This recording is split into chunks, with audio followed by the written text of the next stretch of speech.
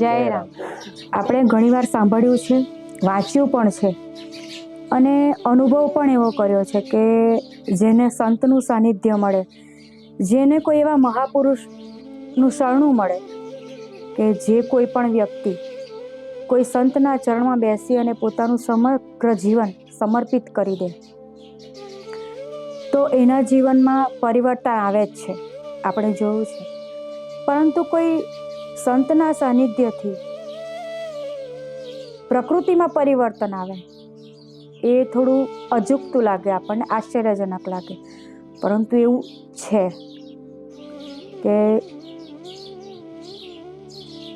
એ સંતનું તપબળ છે, એ સંતનું ભજન બળ છે, એનું સ્મરણનું બળ છે કે એક સાધુ પુરુષ, એક સંત પુરુષ, એક મહાપુરુષ કંઈ પણ કરી શકે.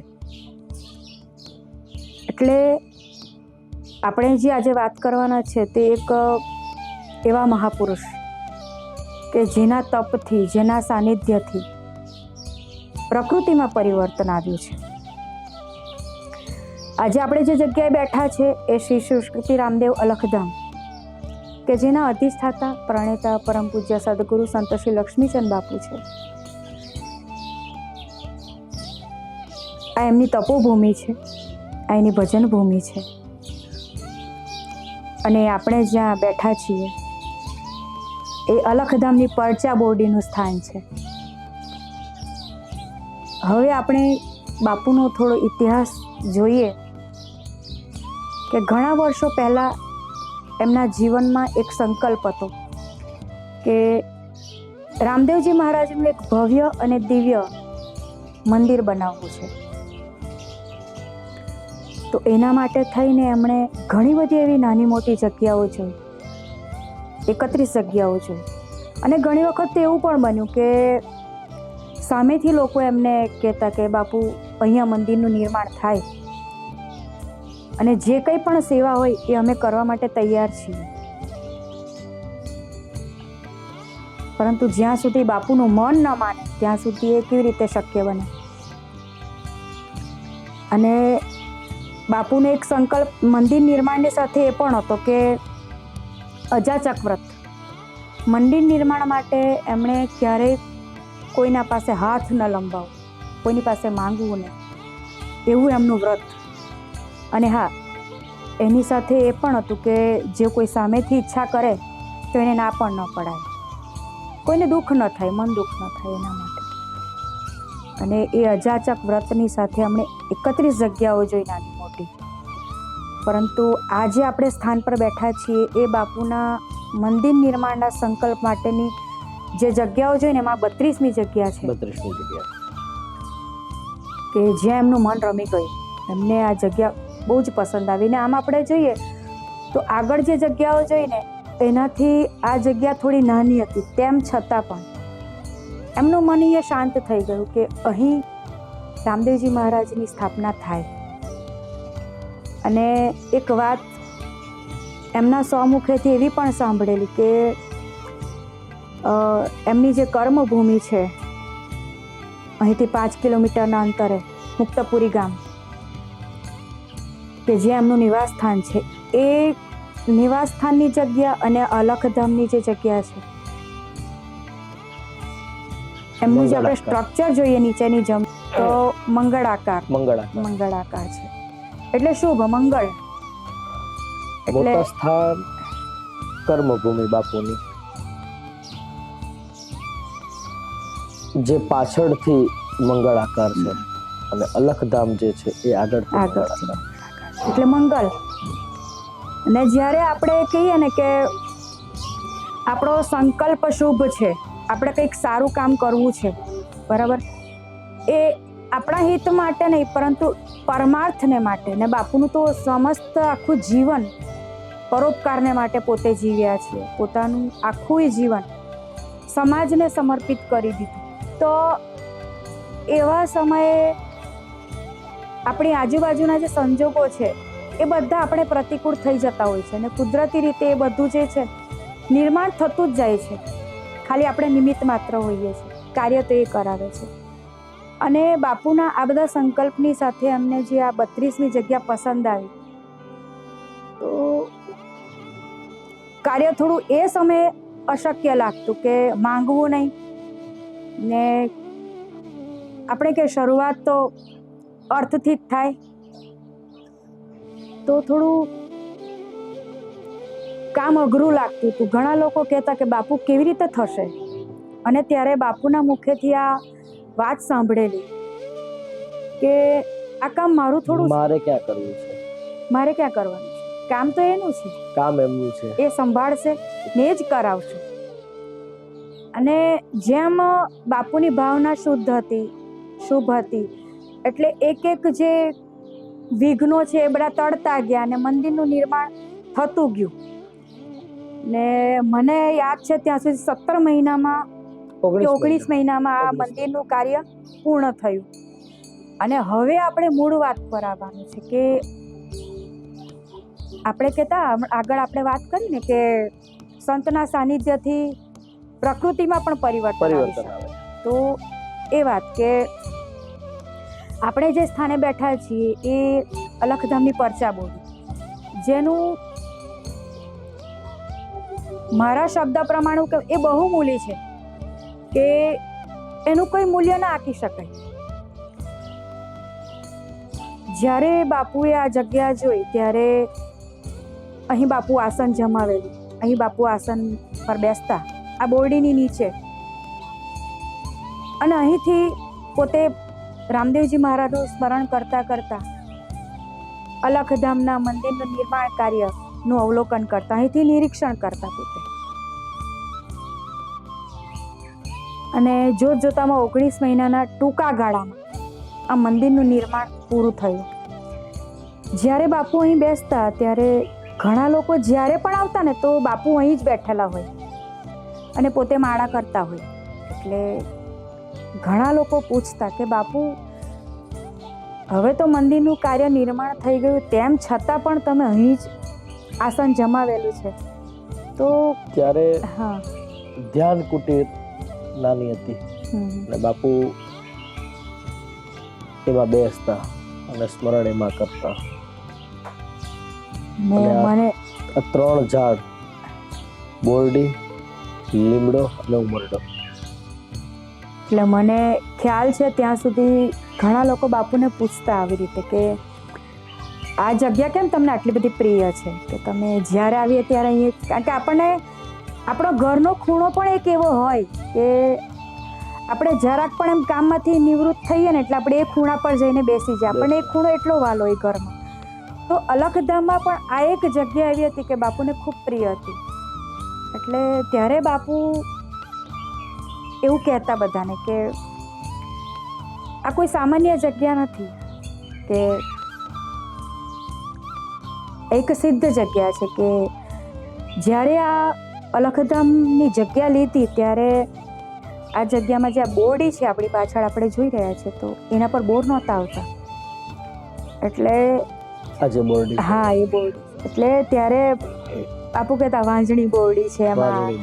પરંતુ જ્યારથી બાપુએ અહીં આસન લગાવ્યું અને નિર્માણ કાર્ય જોતા, અને અલખધામનું નિર્માણ કાર્ય જેમ પૂરું થતું જાય એમ આ બોરડી ઉપર ઝીણા ઝીણા બોર આવવાના શરૂ થઈ ગયા. એટલે એક કે સંત સાનિધ્યથી પ્રકૃતિમાં પણ પરિવર્તન આવે કે જેને ક્યારેય બોર નથી આવ્યા, જેને ક્યારેય ફળ નથી આવ્યા, એ 12 માસ આજે ફળ આપે છે. અહીં બાપુનું ભજન તપે છે, અહીં સ્મરણ કર્યું છે બાપુએ આટલો સમય સુધી, એટલે થવાનું તો હતું જ ને ભાવના એમની શુદ્ધ હતી. એટલે આ બોરડી સાથે એમને કે ને હૃદયથી લગાવ હતો એકદમ. ત્યારે બાપુ બધાને કહેતા કે આ કોઈ સામાન્ય જગ્યા નથી, આનો ઇતિહાસ લખાવાનો છે. એટલે આપણને વિચાર આવતો કે આવું કેમ કહેતા હશે, કે ઇતિહાસ એવું તો કંઈ લાગે નહીં કે અહીંયા ઇતિહાસ લખાઈ શકે કે એવું તો શું છે. કારણ કે આપણી બુદ્ધિ થોડી ઓછી હોય કે આપણે આપણી જે એમની વિચાર છે ત્યાં સુધી આપણે પહોંચી શકીએ એમ છે નહીં હજી. તો પણ પણ હવે ખબર પડે છે કે એનો ઇતિહાસ કેવી રીતે લખાઈ શકે. અને ઘણો બધો સમય વીત્યો ત્યારબાદ ને જ્યારે આપણે બાપુના જે મહાપરિનિર્વાણનો દિવસ નજીક હતો, એટલે 3 દિવસ પહેલા બાપુએ કહ્યું હતું કે હવે મારે ધામ જવાનું છે. તો જે અલખધામની આપણી પરચા બોરડી છે ને, ત્યાં તમે સમાધિ ખોદાવો તો એક વખત તો આપણે શોક થઈ જઈએ કે એકદમ કેમ બાપુ આવું બોલે છે ને. અને તમને તો બધી ખબર જ છે ત્યાર પછીની કે બાપુના શબ્દો બસ આજે તમારી પાસે સાંભળવા માંગે છે. એટલે ત્યારે પૂજ્ય બાપુએ જ્યારે આદેશ કર્યો કે મારું સ્થાન મારી બોરડી, તો એ આ પરચા બોરડી ત્યારે 3 વૃક્ષ હતા, લીમડો ને ઉબરડો ને બોરડી એમ, અને વચ્ચે ધ્યાન કુટીર પૂજ્ય બાપુનો. પૂજ્ય બાપુના આદેશ પ્રમાણે એમ કીધું હતું કે જે ધ્યાન કુટીર છે ત્યાંથી એને મતલબ તોડીને મારું સ્થાન ત્યાં રહેશે, મતલબ મને ત્યાં સમાધિ મારી. તો જ્યારે અહીંયા આવવાનો થયો બાપુના આદેશ પ્રમાણે, પછી જોયું અહીંયા તો એ ધ્યાન કુટીર તો એ મન ન માનતો હતો કે આવું ન કરી શકાય.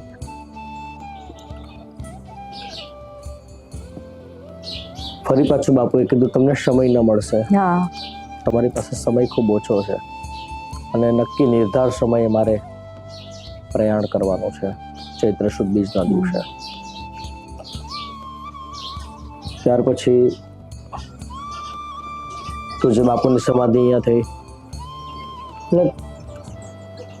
ત્યારે લીમડો જ્યારે અહીંયા તો સમાધિ થઈ ગયા પછી એક હતું કે પૂજ્ય બાપુનું નાનું સ્થાન અહીંયા બને,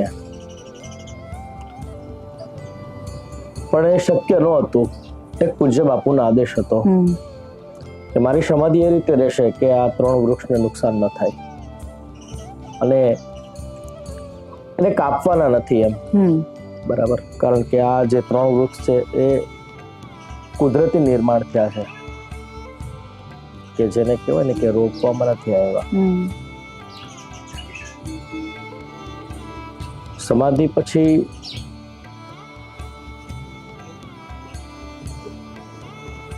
એ લીમડાનું જે સમર્પણ છે, અચ્છા, કે મંદિરનું શક્ય ન હતું કે અહીં આ જગ્યા ઉપર એટલે એના માપ પ્રમાણે એનું જે માપ પ્રમાણે મંદિર શક્ય જ નહોતું.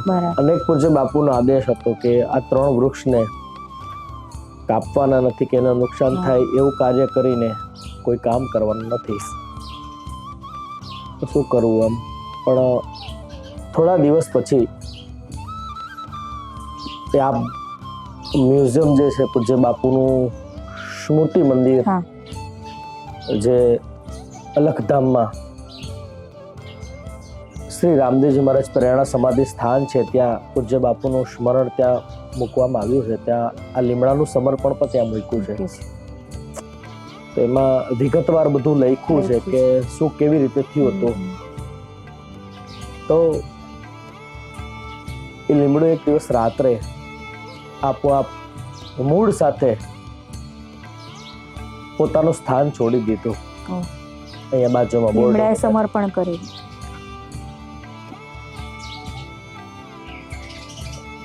પછી જાણ થઈ જ્યારે કે આ રીતે થયું છે, પછી ચોક્કસ માપ લઈને મતલબ પછી પૂજ્ય બાપુનું આ જે સ્થાન છે એનું નિર્માણ કરવામાં આવ્યું. અને એ લીમડો હજી પણ સ્મૃતિ મંદિર પૂજ્ય બાપુનું જે મ્યુઝિયમ બનાવવામાં આવ્યું છે એમાં પણ હજી બધી યાદી મૂકવામાં આવી છે. એટલે અલખધામમાં બધું શક્ય છે, કારણ કે બાપુને મને ખબર છે ત્યાં સુધી વૃક્ષો સાથે બહુ પ્રેમ હતો, એક અલગ જ લગાવ હતો. એ પ્રકૃતિ પ્રેમી હતા. ને એમના મુખથી ઘણી વખત એવું સાંભળ્યું છે કે મારા ગુરુ એક વૃક્ષ અને બાળક. હા, ને એમ બી પોતે એક આયુર્વેદિક ગુરુ હતા આપણા, એક આયુર્વેદિક, એટલે એમને વૃક્ષોથી લગાવ હોવો એ સામાન્ય જ કહેવાય આપણે, કે એમને હોવો જ જોઈએ. અને ઘણી વખત અહીંયા આવીએ ને તો આ અલખધામમાં એમ આટા મારીએ ને તો લાગે કે બાપુ ભલે સદે હાજર નથી, પરંતુ આ વૃક્ષનું સિંચન એમણે કર્યું છે, આ વૃક્ષના મૂળની અંદર પાણી એમણે પાયા છે. એટલે જાણે વૃક્ષની ડાળીઓ નમે ને તો આપણને થાય બાપુ આપણને આશીર્વાદ આપે છે, એવી ભાવના થાય. અને ભલે અલખધામમાં આપણે આવીએ, કદાચ રાત્રે આવીએ કે સવારે વહેલા આવીએ ને કદાચ બાપુનું મંદિર બંધ હોય, પણ આપણે બોરડીના બી દર્શન કરી લઈએ તો ઘણું છે. અને કેવું કહી શકાય કે આધ્યાત્મિક મૂલ્ય ધરાવતી આ બોરડી, એના મૂળમાં બાપુએ સ્થાન લીધું છે પાછું. અને સર્વપ્રથમ પૂજ્ય બાપુ આ જગ્યાએ જ્યારે આવ્યા ત્યારે અહીંયા જ આસન એમણે, મતલબ અહીં જ બેઠા હતા આવીને, અને આખરી આસન એટલે સમાધિ એ પણ એમણે અહીંયા જ લીધી. એવી આ આધ્યાત્મિક મૂલ્ય ધરાવતી પરચા બોરડી અલખધામની. ને એમાં એક બાપુએ એવા પણ આદેશ આપેલા ને આપણને કે ક્યારે પણ આપણે ફળ લેવાને માટે બોરડીને પથ્થર ન મારવું, કે એને નુકસાન પહોંચે ને એવું નહીં કરો. કારણ કે બાપુને એવું જ હતું કે આમ બી છે, આપણે સાયન્સમાં બી એવું પુરવાર થઈ ચૂક્યું છે કે વૃક્ષો પણ સજીવ છે, એને પણ પીડા થાય છે. એટલે જ આપણે સાંજે 6 વાગ્યા પછી કોઈ પણ વૃક્ષને આપણે અડતા નથી, કે આપણે એને કોઈ રીતે હલાવતા નથી. એટલે એક એવો નિયમ બાપુએ ઘડી કાઢેલો કે ક્યારેય પણ અલખધામના કોઈ પણ વૃક્ષને કોઈએ પથ્થર ન મારો. આ નીચે ફળ પડ્યું હોય તો તમે લઈ શકો, પણ આપણે માટે થઈને કોઈ દિવસ એ વૃક્ષને નુકસાન થાય કે પથ્થર મારવો પડે એ વર્જિત રાખેલું છે અમે. એટલે બાપુ તો પ્રકૃતિ પ્રેમી હતા ને પ્રકૃતિ પણ એમને સમર્પિત છે. આજે અત્યારે આપણે અલખધામમાં જોઈએ તો કે દરેક અલખધામના ઝાડવાની અંદર, વૃક્ષની અંદર આપણને બાપુનો પ્રેમ છલકાય છે, કારણ એમનું સિંચન એમણે કર્યું છે. એટલે શ્રી શિવશક્તિ રામદેવ અલખધામના અધિષ્ઠાતા પ્રણેતા પરમ પૂજ્ય સદગુરુ સંત શ્રી લક્ષ્મીચંદ બાપુની ઝીણી ઝીણી ઘણી બધી એવી વાતો છે કે જે આપણે શ્રી શિવશક્તિ રામદેવ અલખધામ અને ધર્મિષ્ઠ આશા અલખધામ એમાં આપણે સાંભળી શકીએ છીએ અને જોઈ શકીએ છીએ. તો આપ સર્વને નમ્ર વિનંતી છે કે એકવાર આ અલૌકિક, દિવ્ય અને ભવ્ય સ્થાનના દર્શન કરવાને માટે, એની અનુભૂતિ લેવાને માટે આપ સર્વ જરૂરથી પધારજો. અલખધામનું આંગણું આપ સર્વનું આતુરતાથી રાહ જોઈ રહ્યું છે. જય રામદેવજી, જય ગુરુ રામ.